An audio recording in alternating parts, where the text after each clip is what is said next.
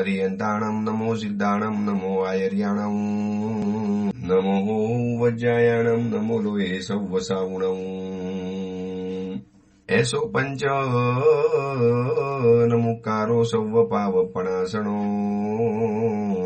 मंगलाहारणं च सव्वेसिं परमं वै मंगलम् मंगलम भगवान वीरो मंगलम गौतम प्रभु मंगलम स्थूलभद्राद्या जैन धर्मोस्तु मंगलम। પ્રવચનનો વિષય છે ગિરિરાજની ગૌરવભરી વાતો। શત્રુંજય તીર્થ આ કલિકાળનું મહાન પ્રભાવી તીર્થ। મહાવીર ક્ષેત્રની અંદરમાં સિમંદર પરમાત્મા જેના વખાણ ખુલ્લી રીતે કરતા હોય છે એવું આ તીર્થ છે। જેના કાંકરે કાંકરે અનંત જીવો મોક્ષની અંદરમાં પધાર્યા છે એવું આ તીર્થ છે। જેનો મહિમા શબ્દોની અંદરમાં બાંધી ન શકાય, શબ્દોમાં ગોઠવી ન શકાય એવું આ તીર્થ છે। જેનો મહિમાને લખવા માટે કદાચ સરસ્વતી માતા પણ કદાચ હારી જાય, કદાચ પાછળ પડી જાય એવું આ તીર્થ છે।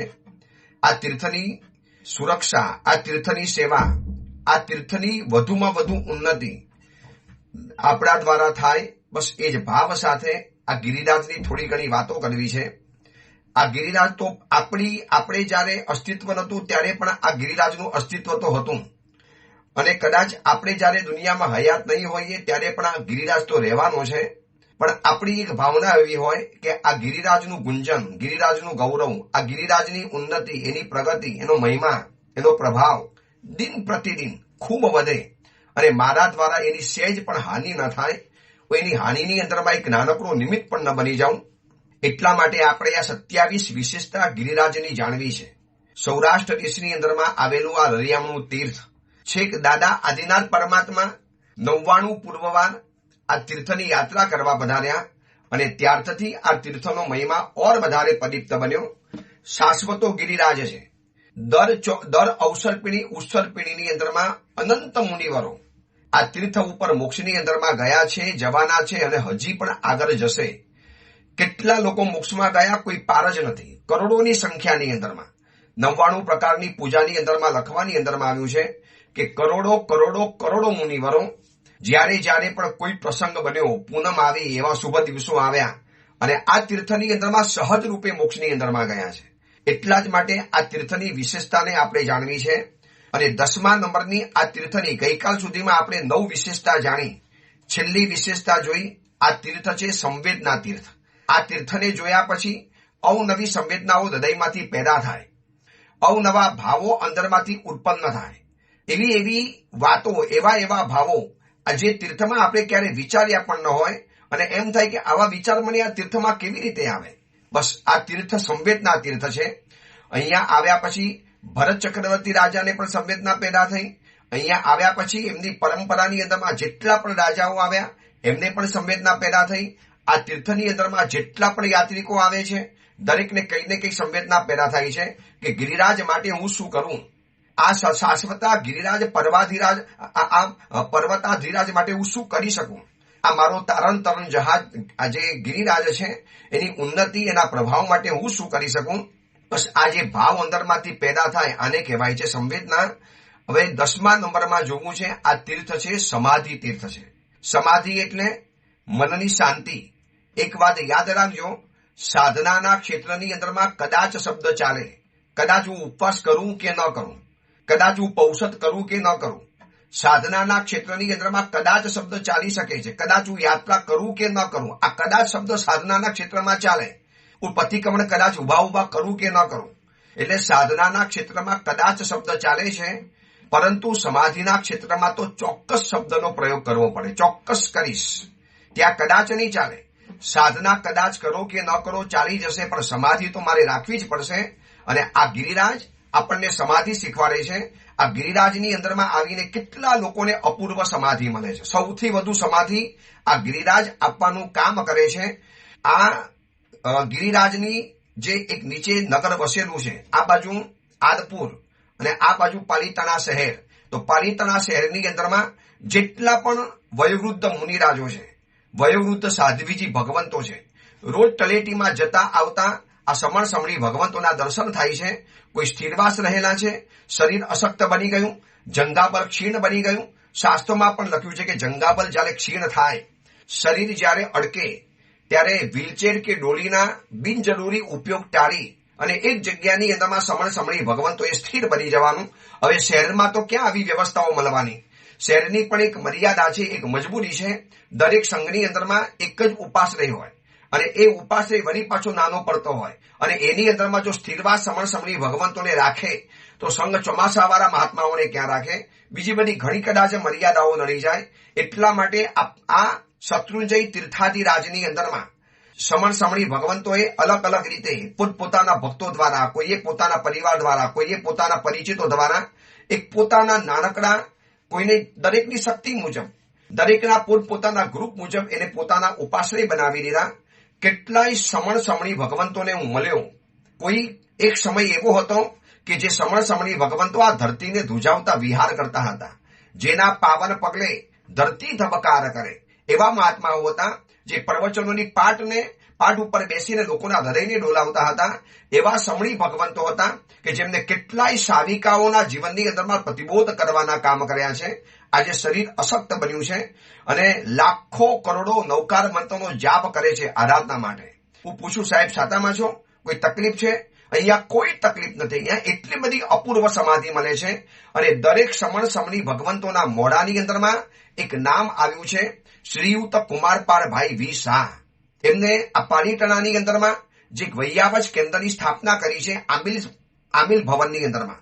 થોડું ગામ તરફ જાઓ એટલે વર્તમાન વૈયાવચ આમિલ ભવન અને એની અંદરમાં સમણ સમણી ભગવંતોની સંપૂર્ણ વૈયાવચનું કાર્ય, સંપૂર્ણ સમાધિદાયક કાર્ય. ગમે એટલી દવા મંગાવી હોય, રાતોરાત ડોક્ટરની વ્યવસ્થા કરવી હોય, પાટ જોઈએ, પાટલા જોઈએ, તપેલા જોઈએ, પદાર્થ જોઈએ, ડોલ જોઈએ, શારીરિક કોઈ પણ ચીજો જોઈએ, ઇવન સિઝનેબલ કોઈ પણ આઈટમ કદાચ વાપરવી હોય, શરીર બીમાર વગેરે પડ્યું હોય, તો આ બધી જ આઈટમ ફટાક કરીને તમે ખાલી એક સમાચાર કેવડાવો કે ભૈયા ઇતની જરૂરત હૈ और हमको इतना चाहिए. ત્યાં જે મેનેજર તરીકે કામ કરે છે વર્ષોથી પ્રફુલ્લભાઈ, એ પ્રફુલ્લભાઈને તમે સમાચાર મોકલાવો એટલે અડધો કલાકમાં વધીને અડધો કલાકની અંદરમાં જાણે કે આ 108 જેવું કામ છે. 108 ને ડાયલ કરો અને તરત જ હાજર થઈ જાય. આ સમાધિ તીર્થની વાત કરું છું. જ્યારે પણ પાલીતાણા તીર્થમાં આપ પધારો, યાત્રિક તરીકે પધારો, ત્યારે એક વખત ચોક્કસ અવશ્ય મુલાકાત લેજો આ વર્તમાન વૈયાવચ કેન્દ્રની. ત્યાં રહેલા કેટલી બધી તમને આઈટમો જોવા માટે મળશે. આમ અહોભાવ ઉત્પન્ન થઈ જાય. પાટ, પાટલા, પછી અરે ત્યાં સુધીની વાત છે કે સમણ સમણી ભગવંત અહીંયા કાર કરી ગયા. વયોવૃદ્ધ અવસ્થાની અંદરમાં છે, કોઈ એકલા છે, કોઈ એકલ દોકલ છે, કોઈ બે ચાર સમણ સમણી ભગવંતો વયોવૃદ્ધ અહીંયા રહેલા છે અને એમના સગા સંબંધીઓ આવે એની પહેલા ત્યાં પહોંચી જાય. કાર્યકર્તાઓ, પાલખી મંડળવાળા અને મહાત્માઓ કાર કરી જાય તો એમના માટે પાલખીની પણ વ્યવસ્થા આ વૈયાવચ કેન્દ્રમાં રાખી છે. કેવું સમાધિ તીર્થ છે! શું પુણ્ય બાંધતા હશે કુમારપાળભાઈ વી શાહ! લાખો ધન્યવાદ આપો તો પણ ઓછા પડે. હમણાં જ કલિકુંડની અંદરમાં બેસવાનું થયું. આવી જ વ્યવસ્થા એમને ઊભી કરી છે શંખેશ્વર તીર્થની અંદરમાં અને એવી જ સુંદર વ્યવસ્થા ઊભી કરી આ શત્રુંજય તીર્થની અંદરમાં, પાલીતાણા શહેરની અંદરમાં. અને એ વૈયાવચ કેન્દ્રની એક વખત ચોક્કસ મુલાકાત લેજો. આ સમાધિ તીર્થ છે. અહીંયા કેટલા લોકોને ભરપૂર સમાધિ મળે છે. જે આવે એનું મન શાંત થઈ જાય, આધિ વ્યાધિ ઉપાધિમાંથી મુક્ત થઈ જાય. કદાચ મુક્ત ન થાય તો એક સમાધાન મળી જાય, એક કોમ્પ્રોમાઇઝ નેચર ઉભો થઈ જાય અને મન પરમ પ્રસન્ન બની જાય. અહીંયા ચાતુર્માસ કરવા માટે જેટલા પણ ઘરડા ભાઈઓ બહેનો આવે છે, ચોમાસાનું આયોજન થાય છે ને, એટલે 50 દિવસનું ચોમાસાનું આયોજન થાય. એમાં એટલા બધા વયોવૃદ્ધ સાવક સાવિકાઓ આવે છે ને, અને એ લોકો જ્યારે મળે, ગુરુદેવ સાચું કહું, આ પાલીતાણા તીર્થ છે ને, શહેર છે, એ તો અમારા માટે સમાધિ તીર્થ છે. અમે પરિવારની અંદરમાં રહીએ છીએ સાહેબ, નાનકડું ઘર, પુત્ર વધુને કદાચ ગમે ન ગમે, 4 મહિના આવી રીતે બહાર જઈ આવીએ ને એટલે સાહેબ એ પુત્ર વધુને પણ અમારી ઉપર એટલો બધો પ્રેમ ઉભો થઈ જાય છે. એ 4 મહિનાની અસર, 4 મહિના અમે દૂર રહ્યા એની અસર બીજા 2-3 મહિના રહે. વળી પાછો પાલીતાણાથી નીકળતા કોઈ સંઘમાં જઈ આવીએ, કોઈક ઉપધાનમાં 99માં જઈ આવીએ, આવા ચોમાસામાં જઈ આવીએ. એમ કરતા ગુરુદેવ આમ અમને પણ સમાધિ છે અને અમારા કારણે પરિવારને પણ સમાધિ મળે છે. આ બધું જ જોતા એમ લાગે છે કે આ શત્રુંજય તીર્થાધિરાજ સમાધિ તીર્થ છે. અને મેં તમને કીધું ને, સાધનાના ક્ષેત્રમાં કદાચ શબ્દ ચાલે, પણ સમાધિમાં તો ચોક્કસ શબ્દ ચાલે. સમાધિ રાખવી જ પડે, ચોક્કસ છે. સાધના વગર કદાચ લોકો મોક્ષમાં ગયા છે, પણ સમાધિ વગર કોઈ મોક્ષમાં જઈ નથી શકતું. એટલા માટે તો વારંવાર પ્રાર્થના કરાવી છે, સમાહિ વર મુત્તમમ દિનતુમ, મને સમાધિનું દાન આપો, મને સમાધિ જોઈએ છે. સંવદિઠ્ઠી દેવા દિનતુ સમાહિમ ચ બોહિમ ચ, હે સમ્યક દ્રષ્ટિ દેવતાઓ, અમને સમાધિ આપો. સમાધિની માંગણી ઠેર ઠેર કરાવડાવી. અને આ જ તીર્થ આપણને આવી કિંમતી, આવી મોંઘી, આવી મૂલ્યવાન, આવી જરૂરી, આવી આવશ્યક એ સમાધિ આપણને સહજ રૂપે શીખવાડી દે છે. આ તીર્થની અંદરમાં આવો, કોકની સમાધિમાં નિમિત્ત બનજો. આ તીર્થની અંદરમાં આવો અને સંકલ્પ કરીને જજો કે સમાધિ તીર્થ પાસેથી સમાધિનો સંકલ્પ લઈને જઉં છું. અને પરિવારની અંદરમાં મારા તરફથી હવે કોઈને પ્રતિકૂળતા ઊભી નહીં થવાનો, મારા તરફથી કોઈને માનસિક દુવિધા ઊભી નહીં થવાનો, મારા તરફથી કોઈને પણ પરિવારને માનસિક પીડા ઊભી થાય, માનસિક સંકલ્પ વિકલ્પ ઊભા થાય, મારા તરફથી તો નહીં થવાનો. આ સમાધિ તીર્થ છે. અહીંયા જેટલા પણ સમણ સમણી ભગવંતો સ્થિરવાસ રહેલા છે, તમે એમને પૂછો કેવી પરમ શાંતિ અને સમાધિમાં રહે છે.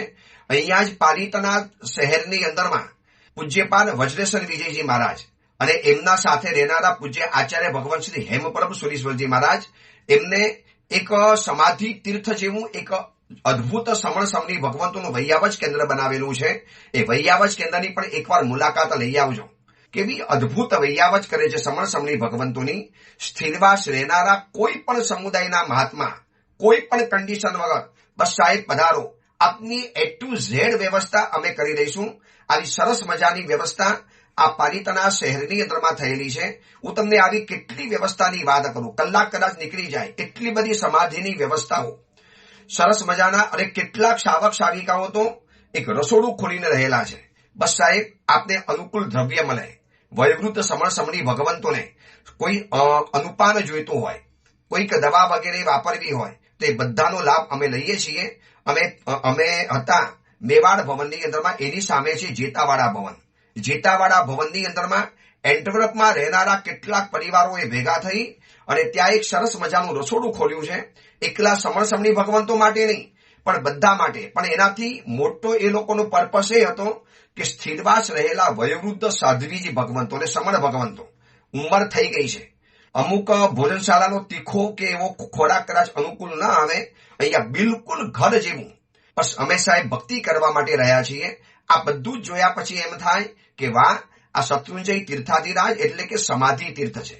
એ પૂજ્ય વજ્રેશ્વર વિજયજી મહારાજે આવું જ બનાવ્યું છે અમદાવાદની અંદરમાં, વાત્સલ્યધામ. અને પાલિતાનાની અંદરમાં પણ આવું બનાવ્યું છે કસ્તુરબા ભવન, કસ્તુરધામ. આની તમે મુલાકાત લો, નતમસ્તક માથું ઝૂકી જાય. એક મહાત્માને કરોડો કરોડો ધન્યવાદ આપવાનું મન થાય, એના મેનેજરોને, એના વ્યવસ્થાપકોને, એ મહાત્માઓને, એ લાભાર્થીઓને. આ બાજુ કુમારભાઈનું પણ જે અદભુત કામકાજ ચાલે છે. એમ થાય કે આ તીર્થ કેટલા લોકોને સમાધિ આપે છે. એટલે આ શત્રુંજય તીર્થાધિરાજની 27 વિશેષતાની આપણે જે વાત જાણીએ છીએ, એમાં 10મા નંબરનું તીર્થ છે સમાધિ તીર્થ. 11મા નંબરનું આ તીર્થ છે પ્રાર્થના તીર્થ. આ તીર્થની અંદરમાં જે પણ કાંઈ પ્રાર્થના કરવાની અંદરમાં આવે એ અવશ્ય સિદ્ધ થાય. સાચા દિલે પ્રભુની પાસે એક વખત તમે હૃદયની વાત રજૂ કરો, હૃદયની ભાવના રજૂ કરવી શબ્દ દ્વારા, એને કહેવાય છે પ્રાર્થના. મેં મારી ભાવના, મારા અનુમાન, મારા મનની ઈચ્છા, મારા દિલમાં રમતી કોઈ પણ એવી ભાવના હતી, મેં શબ્દ દ્વારા પ્રભુ સામે રજૂ કરી. બસ પ્રભુ આવી એક પ્રાર્થના છે, પ્રભુ બસ મારી આટલી પ્રાર્થના સ્વીકારો, આટલી મારી વિનંતી સ્વીકારો. પ્રભુ બસ આપની પાસેથી હું આટલું માંગુ છું. અને પ્રભુની પાસેથી યોગ્ય વસ્તુની જે માગણી કરવી, આને કહેવાય છે પ્રાર્થના કહેવાય. જયવીરાય સૂત્રનું બીજું નામ છે પ્રાર્થના સૂત્ર. એમાં 13 પ્રકારની માગણીઓ પ્રભુની પાસે કરવામાં આવી છે. 13 પ્રાર્થના. પ્રભુ પાસે માગવું એ ખોટું નથી. હું વારંવાર કહું છું, માગવું હોય તો પ્રભુ પાસે જ માગવું, બીજા પાસે તો ન જ માગવું. જે જોડ્યા તુજને હાથ, બીજે હાથ ન જોડું. મહોપાધ્યાય યશોવિજયજી મા સાહેબ કહે છે, દેશો તો તુમ હી ભલા, બીજા શું નવી આચું. ને પ્રભુ આપવું હોય તો આપે જ આપવું પડશે, અને માગીશ તો આપની પાસે જ માગીશ. અને સમ્યક દ્રષ્ટિ શાવક શાવિકા માગવું પડે, માગવાની મજબૂરી ઊભી થાય. સંસારિક વસ્તુ હોય કે આધ્યાત્મિક વસ્તુ હોય કે સામાજિક હોય કે પારિવારિક હોય, કોઈ પણ હોય, માગવું તો પ્રભુની પાસે જ માગવું. ન માગવો એ સૌથી ઉત્તમ વાત છે, તમારી ઈચ્છા, પણ માગવું જ પડે છે તો પ્રભુની પાસે જ માગવાનું. નમી અને વિનમી કોની પાસે માગ્યું? પ્રભુ પાસે માગ્યું ને. પરમાત્માની દીક્ષા થઈ ચૂકેલી હતી અને એ સમયમાં નમી વિનમી કંઈક બહાર ગયેલા હતા અને ઇન બિટવીન પ્રભુની દીક્ષા થઈ ગઈ. આવ્યા પછી ખબર પડી કે પરમાત્માએ તો 100 પુત્રોને 100 દેશ બાંટી દીધા છે, એમાં પોતે રહી ગયા. અને કોઈએ કીધું જાઓ ભરત ચક્રવર્તી પાસે માગી લો. હું શેના માટે એમની પાસે માગું? માગું તો મારા પ્રભુ પાસે ન માગું, માગીશ તો મારા ભગવાનની પાસે માગીશ. કોઈએ એમ નથી કીધું કે ભગવાન પાસે માત્ર મોક્ષ જ મંગાય. મોક્ષ માંગો એ ઉત્તમ વાત છે, સર્વ કર્મનો ક્ષય. પણ ઇન બિટવીન ક્યારેક સંસારમાં કોઈક ચીજની જરૂરિયાત પડી, કોઈક આવશ્યકતા ઉભી થઈ તો માગના તો પ્રભુ કે પાસે ही માગના. અને નમી વિનમી ગયા સીધા જંગલમાં. પ્રભુ તો 1000 વર્ષનું મૌન લઈને બેસી ગયા હતા. પ્રભુ તો સાધનાની સરિતાની અંદરમાં ઊંડા ઊંડા પ્રવાહમાં ખોવાઈ ગયેલા હતા. પ્રભુ તો સંસાર છોડીને નીકળી પડ્યા અને નમી વિનમી કે પ્રભુ અમે રહી ગયા, અમે આપની પાસે માગવા માટે આવ્યા છીએ. પ્રભુ ટોટલી મૌન, ચૂપ. પણ પ્રભુની આજુબાજુમાં તલવાર લઈને ઉભા રહે. પાલીતાણા શત્રુંજય તીર્થની અંદરમાં આ બાજુ જે રાયણ વૃક્ષ છે ને એની બાજુની અંદરમાં એક નાનકડી ડેરી છે. એ ડેરીની અંદરમાં એક મૂર્તિ તમને ઉભેલી દેખાશે, 2 ઉભેલા દેખાશે અને આજુબાજુમાં તલવાર લઈને 2 ભાઈઓ ઉભેલા દેખાય છે. આ તલવાર લઈને ઉભેલા છે એટલે જંગલની અંદરમાં આદિનાથ ભગવાન સાધના માટે ઉભા રહે અને પ્રભુની ખુલ્લી તલવારે સુરક્ષા કરે. અને પ્રભુની ખુલ્લી તલવારે સુરક્ષા કરી અને કાયમ માટે ઉભા રહે. ધર્મેન્દ્ર વંદન કરવા માટે આવ્યા. તાજુબ થઈ ગયા આ બંને યુવકોને સેવક તરીકે જોઈને. ભાઈ કોણ છો? પ્રભુના પોતરા છીએ. ક્યો ખડે હો યહાં પર? પ્રભુ કે પાસ માગને આए. શું માગવા આવ્યો? રાજ્ય. અરે પ્રભુની પાસે તો રાજ્ય કહે, પ્રભુ તો છોડીને બેઠા. અરે છોડીને બેઠા તો અમને આપશે, બધાને આપ્યું તો અમને કેમ નહીં આપે? ચલો હું પ્રભુનો સેવક છું અને હું તમને પ્રભુની વતી આપું છું. અને પછી એ લોકોને વિદ્યાધરના ચક્રવર્તી બનાવી દીધા. પ્રાર્થના તીર્થ. માગું તો પ્રભુની પાસે માગું, આ નમી વિનમીનો સંકલ્પ હતો. તો આપણે પણ કેમ પ્રભુની પાસે ન માગીએ? શું કામ દુનિયાની સામે હાથ લંબાવવાના? શું કામ દુનિયાની સામે ઈચ્છાનું ચપ્પડિયું લઈને મજબૂરી બતાવવાની? કોઈ આપે ન આપે, કોઈ સલાહ આપે, કોઈ અપમાન કરે, કોઈ આપીને વરી પાછો ઉપકાર જતાડે, કોઈ આપીને વરી પાછો હેસાન બતાવે. શું કામ માગવું એવું દુનિયાની પાસે? જે જોડ્યા તુજને હાથ, બીજે હાથ ન જોડું, તું તારે કે ન તારે, તારો સાથ ન છોડું. પ્રવીણ દેસાઈ બનાવેલું આ ગીત. પ્રભુ દેના તો આપકો ही देना पड़ेगा, देशो तो तुम ही भला, बीजा શું નવી આંચોને. પ્રભુ और किसी से पास क्यों मांगू, મારે તો તું સમર્થ સાહિબ, તો કેમ ઓછું માણું? પ્રભુ આપ સમર્થ ભગવંત છો, હું શું કામ બીજાની પાસે માથું ઝુકાવું, એની પાસે માંગું? પ્રભુ આપકો ही देना पड़ेगा. આ પ્રાર્થના તીર્થ, આ શત્રુંજય તીર્થાધિરાજમાં જ્યારે આવો ત્યારે સાચા દિલની પ્રાર્થના તલેટીમાં મૂકો. એકે પગલે પગલે મૂકતા જાઓ. પ્રભુ આદિનાથની સમક્ષ મૂકતા જાઓ. આજુબાજુમાં જેટલા પણ મંદિરો છે, મૂર્તિઓ છે, બસ પ્રભુની પાસે કહેતા જાઓ, પ્રભુ એક આટલી ઈચ્છા છે, જીવનમાં એક છડીપાલી સંગ કરાવો છે. પ્રભુ પ્રાર્થના કરું છું એવી કંઈક શક્તિ આપો. પ્રભુ એક ઉપધાન કરાવવા છે. પ્રભુ આ શત્રુંજય તીર્થાધિરાજની અંદરમાં કોઈ એકાદ મહાત્માને સમાધિ માટેનો એક ઉપાશ્રય બનાવીને આપવો છે. પ્રભુ એમના માટે જમીન વગેરે જે પણ કાંઈ વ્યવસ્થા હશે પ્રભુ મારે કરવી છે. બસ પ્રભુ આવી કંઈક શક્તિ મને આપો, હું કંઈક આવા શાસનના કાર્ય કરી શકું. 16 ઉદ્ધારની જયારે વાતો વાંચું છું, એ કર્માશા, એ જગડુશા, એ ઝાંઝણશા, આ બધા કેવા અદભુત કાર્યો કરીને ગયા. એ જાવળશા અને આવી અદભુત તીર્થોની એક રચના અને ઉદ્ધાર કરીને ગયા. પ્રભુ મારે પણ આવું કરવું છે. મારી પણ એક અરમાન છે, દિલમાં ઈચ્છા તો છે. પ્રભુ અત્યારે એવી શક્તિ નથી. બસ પ્રભુ આપ શક્તિ આપો તો મારે આવા કાર્યો કરવા છે. આ કહેવાય છે પ્રાર્થના તીર્થ. નંબર 12મા નંબરમાં આ તીર્થ છે સાધના તીર્થ છે. અહીંયા લોકો જે સાધના કરે છે ને, આપણા કલ્પના પણ ના આવી શકે. 80 વર્ષના સમણી ભગવંતો 24 છઠ કરીને જાત્રાઓ કરતા હોય છે. સૌથી પહેલા તો આપણે યાદ કરવા પડે પૂજ્યપાદ અરિહંત સિદ્ધ સુરીશ્વરજી મહારાજા, જે આ પાલીતાણા તીર્થની અંદરમાં કદાચ પોતાનું આયુષ્ય પૂરું કરવા માટે આવેલા હતા અને એમાંથી દીક્ષા લીધી, આચાર્ય ભગવંત બન્યા, ગચ્છાધિપતિશ્રી બન્યા અને પોતાના જીવનની અંદરમાં 300 થી વધુ 24 છઠ કરીને 7 યાત્રાઓ કરી દીધી છે. આ બાજુ એવા એક સાધ્વીજી ભગવંત હમણાં મળ્યા જેમને 150 ઉપરના છઠ અત્યારે કરી બેઠા છે. એક શાવકના દર્શન થયા. એ શાવકે પણ 150 ઉપરના 24 છઠ કરી લીધેલા છે. જેને પૂછો ને એને એવા એક સાધનાઓ કરી છે ને આ તીર્થની અંદરમાં કે આપણને એમ થાય કે કેવું આ સાધના તીર્થ છે. આવું સાધના કેવી રીતે થઈ શકે? અશક્ય વાત છે. અઠ્ઠમ કરીને 24 અઠ્ઠમ કરીને 21 યાત્રા ભલભલાના છુંદા નીકળી જાય, ભલભલાના પરસેવા છૂટી જાય સાંભળીને. 24 છઠ અને એમાં 8મ અને એમાં પાછી 21 યાત્રાઓ કરવાની. કેવી રીતે કરતા હશે? બસ આ સાધના તીર્થ છે. તમે નક્કી કરો કે મારે કંઈક સાધના કરવી છે અને પછી જો આ તીર્થ તમને સાધનાની અંદરમાં કેવું પુષઅપ કરે છે. કેવા મહામુનિઓ અહીંયા સાધના કરીને ગયા. મહામુનીશ્વર ઈશ્વર પદ પૂરણ વર્યા. એક એક મુનીશ્વરો, એક એક મુનિવરો, એક એક સાધકો આ તીર્થની અંદરમાં આવીને અવનવી અજબ ગજબની સાધનાઓ કરીને જતા હોય છે. કોઈ આંબેલ, કોઈ 8મ, કોઈ માસક સમણ. આજે પણ ઉપર જયારે હું યાત્રા કરવા જઉં છું, રોજના કેટલા યાત્રિકો મળે, ગુરુદેવ 24 ઉપવાસનો પચકારાનું. કેમ? બસ સાહેબ, આ તીર્થમાં આવીને 24 ઉપવાસ જ કરીએ છીએ.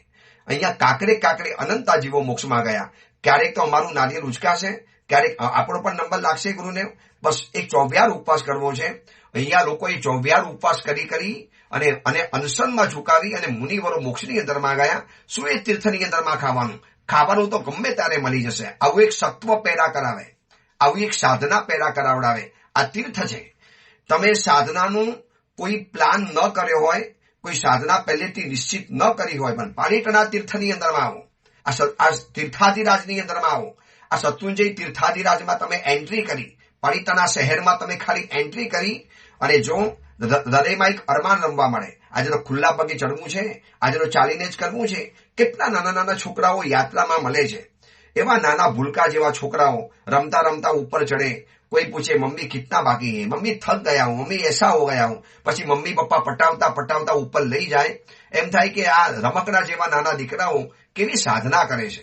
ઘરમાં જે લોકો ગાડી વગર નથી ચાલતા, લિફ્ટ વગર નથી ચડતા, એ લોકો આવી સરસ મજાની સાધના કરી જાય. આ સહજ થાય છે. કેમ? કારણ કે સાધના તીર્થ છે.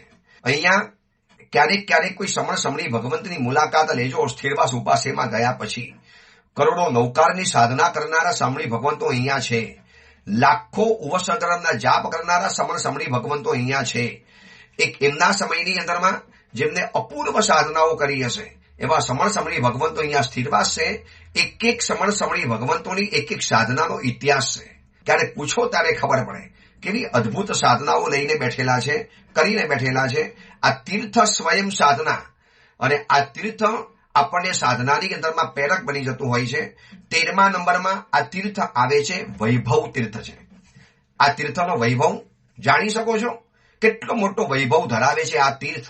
એનું એક મંદિરનો વૈભવ ખાલી વિચારો. એક મંદિરનો કેવી રીતે આ શિખરના પથ્થરો ઉપર ચડાવ્યા હશે, કેવી રીતે આટલી મોટી તોતિંગ જાયન્ટ વિરાટકાય પ્રતિમાઓ ઉપર ચડાવી હશે.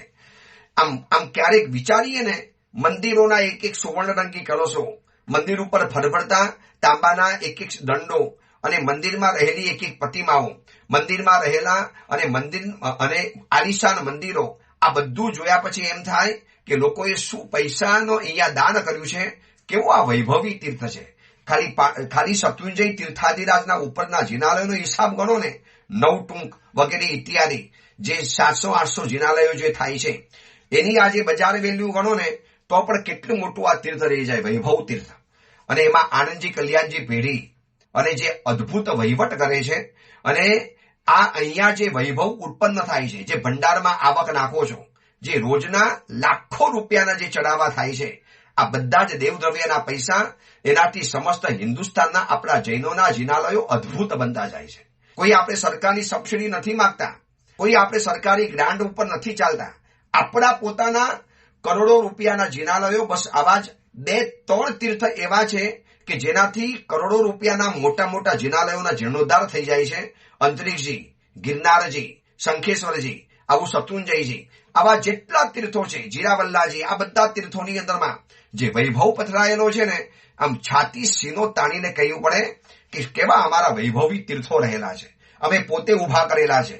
કોઈ સરકાર પાસે હાથ લંબાવ્યો નથી, કોઈ ગવર્મેન્ટની પાસે અમે ચાપલુસી નથી કરી. અમારું પોતાનું તીર્થ છે. આ પર્વત અમારો છે અને અમે અમારા પર્વતની સુરક્ષા અમે કરીએ છીએ.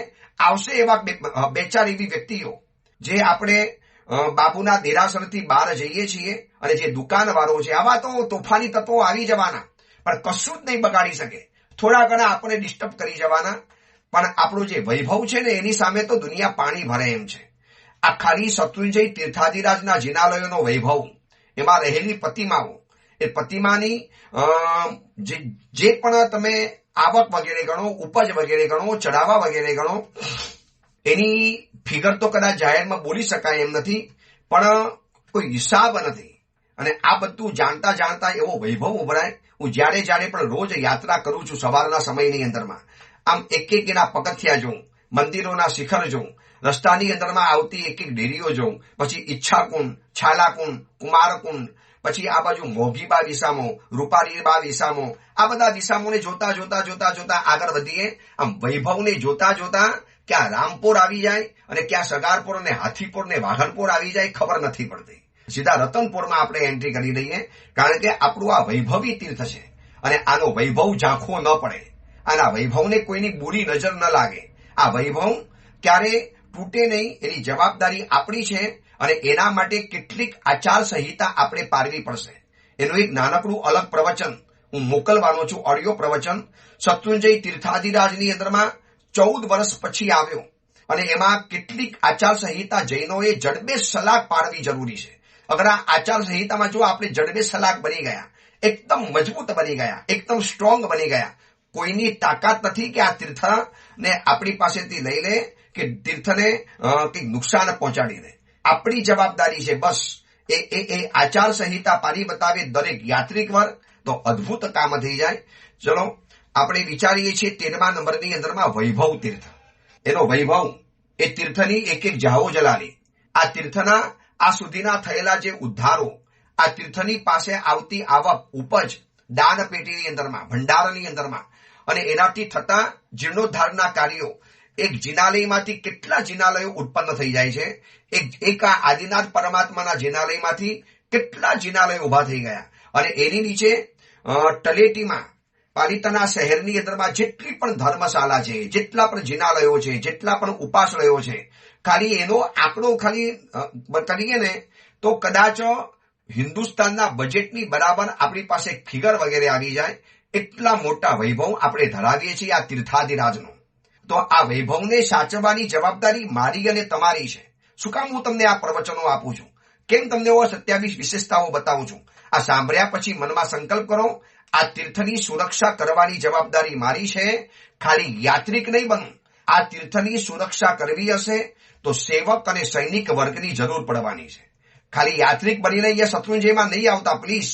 ખાલી આમ બસ ઉપર જઈ આવ્યા, આદિનાથ ભગવાનનો પક્ષાલ કરી લીધો, કેસર પૂજા કરી લીધી, શક્તિ હોય તો ચઢાવો લઈ લીધો અને નીચે ઉતરી ગયા, આ તમે યાત્રિક બની ગયા. હું સેવક અને સૈનિક બનીને જઈશ આ તીર્થના માટે. સેવક એટલે ભક્તિ એવી કરીશ કે કોઈ ચિંતા નથી, અને સૈનિક એવો બનીશ કે કોઈ પણ આંખ ઊંચી કરે. અને એક નિયમ રાખવાનો, આપણે જૈન છીએ, નડવાનું કીડીને પણ નથી. ધ્યાનથી સાંભળજો, આપણે જૈન છીએ, નડવાનું કીડીને પણ નથી, અને વચમાં આડો ઉતરે તો છોડવાનો સિંહને પણ નથી. આપણે જૈન છીએ, કીડીને પણ નહીં નડીએ, કીડીને પણ રસ્તો આપી દઈશું. કીડીબેન જતી હશે, મકોડો જતો હશે, આપણે રસ્તો કરી આપીશું, આપણે ઉલટાને એને સાઈડમાં કરીશું. જૈન છો, નડવાનું કીડીને પણ નથી, પણ કોઈક જો આડો ઉતરી ગયો, આ પાલિતાનામાં જેમ 2-4 જણા આડા ઉતરે છે, બાબુના દેરાસરની બહારવાળા જે વ્યક્તિઓ આડા ઉતરે છે, શું કામ આપણે એને નામ બોલીને અમર બનાવી દેવા? એવી વ્યક્તિઓને નામ પણ શું કામ ઉચ્ચાર કરવો? ખબર પડી જતી હશે. એવી વ્યક્તિઓને કહી દેવાનું કે ભાઈ અમે જૈન છીએ, નડતા કીડીને પણ નથી, પણ જો કોઈ આડો ઉતરે તો છોડતા સિંહને પણ નથી. પછી તમે એમ નહીં કહેતા ભાઈ તમે જૈનો, તમે કીડીને બચાવનારા. કીડીને બચાવી દઈએ જો આડી ઉતરતી હોય અને સીધી જતી હોય તો. पर जो आड़ा उतरવું હોય અને छंछेड़वाल હોય ને तो फिर हम किसी को छेड़ते नहीं है और छेड़ने वाले को छोड़ते भी नहीं है. નડવાનું કીડીને પણ નહીં અને આડો ઉતરે તો છોડવાનો સિંહને પણ નહીં. આ એક સૈનિકની અદા હોય. આવા સેવક અને સૈનિક બનીને યાત્રા કરો, પછી કોઈની તાકાત નથી કે આ તીર્થાધિરાજને ડિસ્ટર્બ કરી શકે. આ તીર્થાધિરાજ ઉપર કઈ ગડબડ સડબડ થાય, આ તીર્થાધિરાજની અંદરમાં કઈક આગળ પાછળ થઈ શકે. આપણે જો કાચા પડ્યા ખાલી યાત્રિક બનીને જશું ને તો આ તીર્થ કદાચ નહીં બચાવી શકે. સેવક અને સૈનિક બે ભૂમિકા અદા કરવી પડશે. તો આ વૈભવ તીર્થ છે અને આ વૈભવને સાચવવાની જવાબદારી આપણી છે. આપણા પૂર્વજો સાચવીને ગયા, જાનના જોખમે સાચવીને ગયા, કુરબાની આપીને સાચવીને ગયા. એ લોકોએ જે કર્યું છે ને, સોર ઉદ્ધારની ક્યારેક કથા વાંચીશું, શત્રુંજય મહાત્માની ક્યારેક વાતો કરીશ. આ બધી ટૂંકમાં નહીં કહી શકાય. આ કઈ 2-4 દાડાનો ખેલ નથી. ઠીક છે, ગિરનારનો ઇતિહાસ મેં તમને 5 દિવસમાં બતાવી દીધો. શત્રુંજય શંખેશ્વર તીર્થનો ઇતિહાસ આપણે 3-4 પાર્ટમાં જાણી લીધો. આ તીર્થાધિરાજનો ઇતિહાસ જાણવો હોય તો 1-2 મહિના તો ઓછામાં ઓછા જોઈએ. એની અદભુત એવી કહાનીઓ છે 16 ઉદ્ધારની. ક્યારેક અહીંયા ચોમાસું થશે, કોઈક ભાવિક ચોમાસું કરાવશે અને એ ચોમાસાની અંદરમાં જયારે ઓડિયો પ્રવચન કરીશું, કારણ કે આ તીર્થમાં બેસીને જે બોલવાની મજા આવે ને, તીર્થની વાતો, સામે ગરવો ગિરિરાજ દેખાતો હોય, પલિતાના શહેરમાં બેઠેલા હોઈએ અને સામે ગિરિરાજના દર્શન થતા હોય અને પછી જે બોલવાનો જે અંદરમાંથી મજા આવે ને, એક અંદરમાંથી જે પાનો ચડે એ બીજી જગ્યાએ ન આવી શકે. તો આ વૈભવ તીર્થ છે. આ વૈભવ તીર્થને આપણી જવાબદારી છે, આપણે સાચવવાનું છે. નંબર 14, આ તીર્થ છે ઉન્મેષ તીર્થ. ઉન્મેષ એટલે, ઉન્મેષનો મતલબ એમ થાય છે કે ક્યારે પણ મનમાં વિચાર ન આવ્યો હોય એવો ઉન્મેષ અહીંયા ઉત્પન્ન થાય. વિચાર્યું પણ ન હોય કે શું બોલીશ અને એક અંદરમાંથી એક નવો વિચાર જ પૂરી જાય. આને કહેવાય છે ઉન્મેષ તીર્થ. આ તીર્થની અંદરમાં આવીને એવા શબ્દો બોલાય, એવા સ્તવનો નીકળે, એવા ભક્તિ ગીતો રચાઈ જાય, એવા નવા તીર્થો, આ તીર્થ અંગેના સ્તવનો બનતા જાય. જ્યારે પણ ગિરિરાજની યાત્રા કરતા હતા અને સવારના જ્યારે ચૈત્યવંદન કરતા હોઈએ, અવનવા સમણ સમણી ભગવંતો, અવનવા સાવક સાવિકાઓ આવતા જાય અને જે તીર્થની ભક્તિ કરતા જાય. એમાં પાલીતાણાની અંદરમાં એક સાવકનો પરિચય થયો જેમનું નામ છે પ્રવીણભાઈ. આ પાલીતાણા શહેરમાં જ રહે છે. શું સાવક છે? રોજ લગભગ યાત્રા કરે છે. વર્ષોથી આ સુધીમાં એમને 30-99 જેટલી યાત્રા થઈ ચૂકેલી છે. આ સુધીની અંદરમાં રોજ 500 ગ્રામ એટલે અડધો કિલો ઘી લઈને જવાનું, દાદાના દરબારમાં મૂકવાનું, 5 સ્તવન ગાવાના, ચૈત્યવંદન કરવાનું, ક્યારેક લગભગ એકાસનાનો તપ પણ કરે અને વરી પાછા નીચે ઉતરી જાય. આ બધા ઉન્મેષ છે. કેમ આવી રીતે મન થાય છે? અને રોજ શહેરમાં રહેવાનું. જે શહેરમાં રહેતા હોય, આગ્રામાં રહે ને તો કદાચ તાજમહેલની કિંમત નથી સમજતા, એમ પાલિતાના શહેરમાં રહેતા હોય અને એને ગિરિરાજનું આટલું બધું આકર્ષણ. બસ આ ઉન્મેષ તીર્થ છે. નંબર 15, આ તીર્થ છે ઉત્સવ તીર્થ છે. અહીંયા રોજ એક નવો ઉત્સવ, રોજ એક નવો મહોત્સવ, રોજ એક વરઘોડો, રોજ એક કઈ ને કઈ અવનવો પ્રસંગ બનતો હોય. 12 મહિના ઉત્સવથી સરભરું તીર્થ છે. એક પણ દિવસ ખાલી નથી જતો કે જે દિવસે શરણાઈ ન વાગી હોય, ઢોલ નગારા ન વાગ્યા હોય, બેન્ડ વાજાના અવાજ ના આવ્યા હોય. બેન્ડ વાજાની સુરાવલી લગભગ ઉપર સુધી સંભળાતી જાય, અડધે સુધી ખબર પડી જાય કે આજે કોઈ વરઘોડો આવ્યો છે, કોઈ સંઘ આવ્યો છે, કંઈક આજે પ્રોગ્રામ છે, કંઈક આજે કઈનો કઈ કાર્યક્રમ છે, આવું આપણને ખબર પડી જ જાય. આ તીર્થમાં રોજનો એક ઉત્સવ છે. હજી તો ચાતુર્માસ પત્યું ન પત્યું અને ત્યાં સીધા ઉપધાન આવી જાય. હજી એ પત્યા ન પત્યા અને ત્યાં સીધી છડીક પાડી સંઘોની વાત આવે. હજી એ પતે ન પતે ત્યાં વરી પાછા બીજા કોકના ઉપધાન આવી જાય. હજી એ તીર્થ પત્યું ન પત્યું ત્યાં વરી પછી ચૈત્ર મહિનાની ઓરી આવી જાય. હજી એ પૂરું થાય ન થાય ત્યાં વરી પાછી વર્ષી તપના પારણા આવી જાય વૈશાખ મહિનાની અંદરમાં. હજી એ થાય ન થાય એમાં સીધી સમર વેકેશનની 99 યાત્રા આવી જાય અને હજી એ પૂરું થયું એમાં વરી પાછા ચોમાસાઓની યાત્રા શરૂ થઈ જાય, નવી ચોમાસાઓના આયોજન શરૂ થઈ જાય.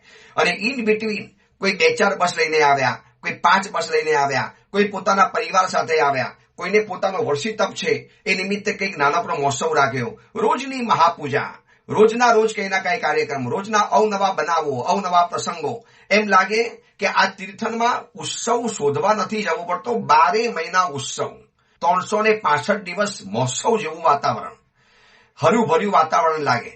કોઈ સ્થિરવાસ રહેલા સમણ સમણી ભગવંતો હોય, બસ ખાલી આવામાં જોવામાં છે ને એનો દાડો એવો સમાધિમય પરિપૂર્ણ થઈ જાય, કારણ કે ઉત્સવ તીર્થ છે.